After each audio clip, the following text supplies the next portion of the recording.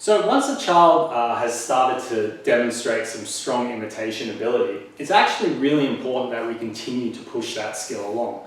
Imitation is an essential learning skill for our children, and it's something that gets applied to day-to-day life and is going to be very functional to them for a long period of time. Now, an example of why it's really important to continue to push imitation along is that, for instance, say you see a football player going to kick a ball.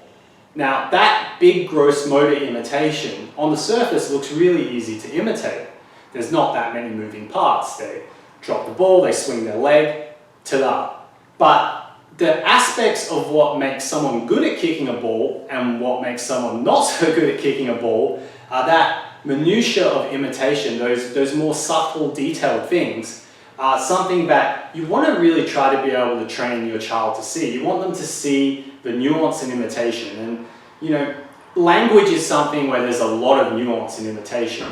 So even though what I'm about to do now is something that we call block imitation, you can start to use this as a baseline ability to teach your child more and more complex imitation skills.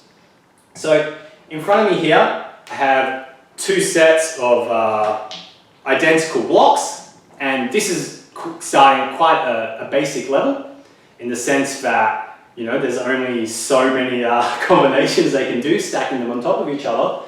But essentially, what I would do for the child is I would place out a built set of blocks that are constructed, and then I would present them the identical set of blocks and ask them to make same. So it would look like I would build my construction and I'd say shoulder, make same.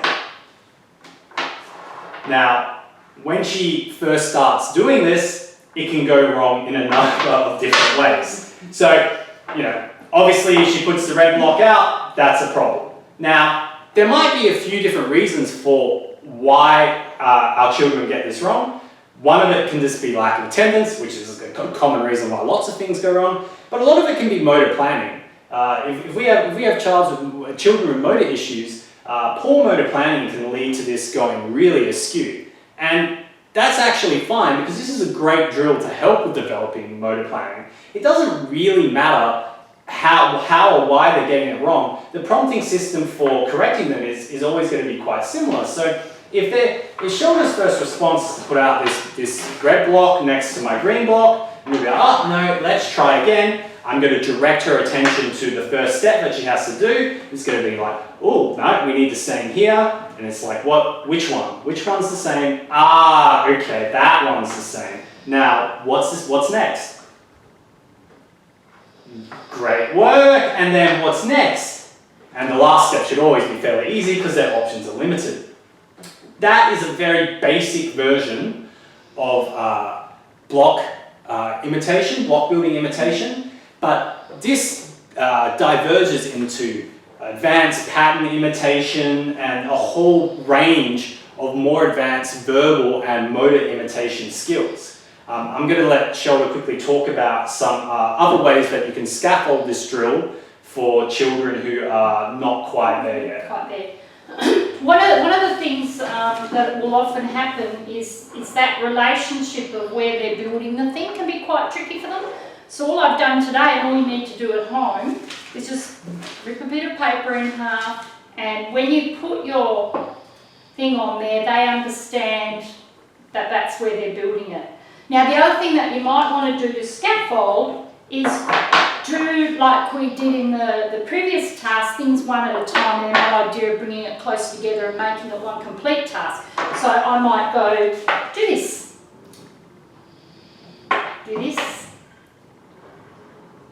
do this, and then building it up to then where you'd be, do this,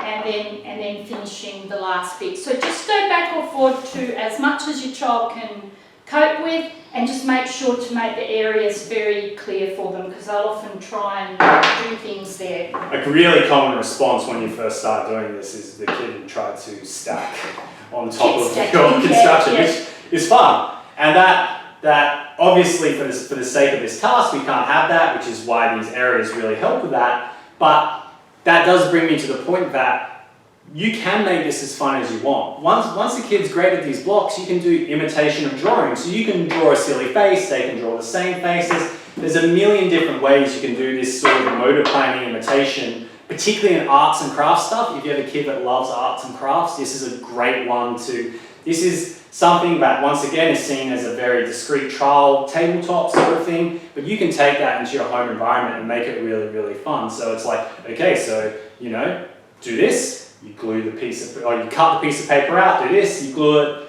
you stick it on. So that's like, you know, 3 blocks, 3 different actions, and it's all just imitation. So this is probably the most simple way we know of to teach this skill from the outset, but once you can move on to more fun stuff, feel free.